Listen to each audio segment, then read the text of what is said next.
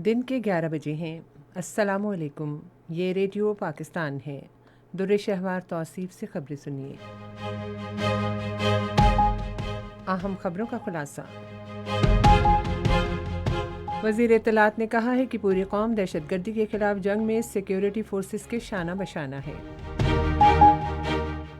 America में पाकिस्तान के सफ़ीर ने कहा है कि मुल्क कई चैलेंजेस से अहदा बरा होने के बाद तरक्की की राह पर गामज़न है। अक़वाम मुत्तहिदा में पाकिस्तान ने 1967 से पहले की सरहदों पर मुश्तमिल एक आज़ाद फ़लस्तीनी रियासत के क़याम का मुतालबा किया है। ICC वर्ल्ड कप क्रिकेट में आज कोलकाता के ईडन गार्डन्स में पाकिस्तान और भारत और जनूबी अफ्रीका के दरमियान मुकाबला होगा। खबरें अब तफसील के साथ। इत्तलात व नशरियात के निगरान वज़ीर मुर्तज़ा सोलंकी ने मियांवाली में तरबियती एयरबेस पर दहशतगर्द हमला नाकाम बनाने वाले सिक्योरिटी फोर्सेस के बहादुर जवानों को खिराज तहसीन पेश किया है। वफाकी वज़ीर ने एक बयान में दहशतगर्दों का हमला मौसर तरीके से नाकाम बनाकर उनके मज़मूम अज़ाइम नाकाम बनाने पर सिक्योरिटी फोर्सेस की तारीफ़ की। वज़ीर इत्तलात ने कहा कि पूरी कौम दहशतगर्दी के खिलाफ जंग में सिक्योरिटी फोर्सेस के शाना बशाना है।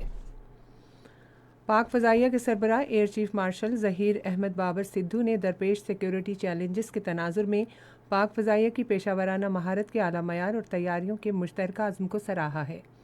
इन ख़यालात का इज़हार उन्होंने दहशतगर्दी का हमला नाकाम बनाने के बाद PAF बेस मियांवाली के दौरे के मौके पर किया।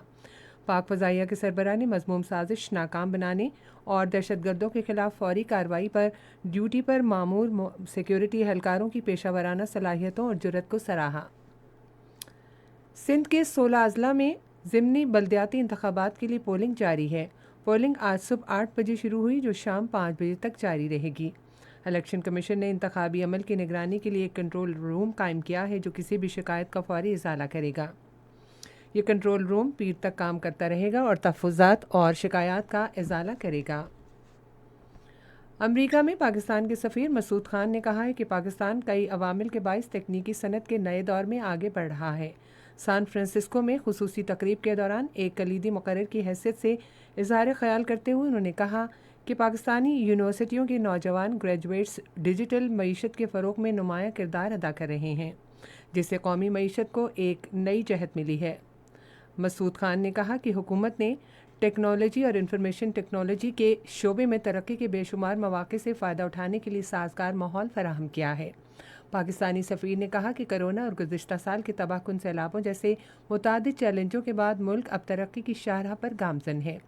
उन्होंने गैर मुल्की सरमायाकारों पर जोर दिया कि वो पाकिस्तान में सरमाया लगाएं और टेक्नोलॉजी में इनकलाब का हिस्सा बने।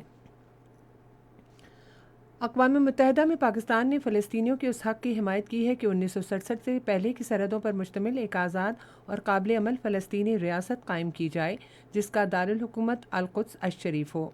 अक़वाम मुत्तहिदा में पाकिस्तान के मुस्तक़िल नुमाइंदे मुनीर अकरम ने न्यूयॉर्क में जनरल असम्बली की एक कमेटी के इजलास से खिताब करते हुए कहा कि गज़ा में फ़ौरी जंगबंदी की ज़रूरत है। अमेरिका ने गज़ा में फ़ौरी जंगबंदी के अरब ममालिक के मुतालबे को मुस्तरद कर दिया है। ओमान में उर्दन, सऊदी अरब, मिस्र, मुत्तहिदा अरब अमारात और कतर के वज़राए ख़ारजा से मुलाकात में अमरीकी वज़ीर ख़ारजा एंटोनी ब्लिंकन ने मौक़िफ़ इख्तियार किया कि जंगबंदी से कोई फ़ायदा नहीं होगा बल्कि इससे हमास के जंगजुओं को दोबारा मुनज़्ज़म होने का मौका मिलेगा।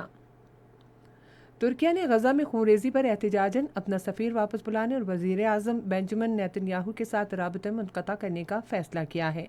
तुर्किया की वज़ारत ख़ारजा के एक बयान के मुताबिक अंकारा के सफ़ीर साकिर ओस्कान तुर्नोलार को गज़ा में शहरियों के ख़िलाफ़ इसराइल के जारी हमलों से पैदा होने वाले इंसानी अलमी और तलबीब के जंगबंदी से इनकार के पेश नज़र वापस बुलाया गया है।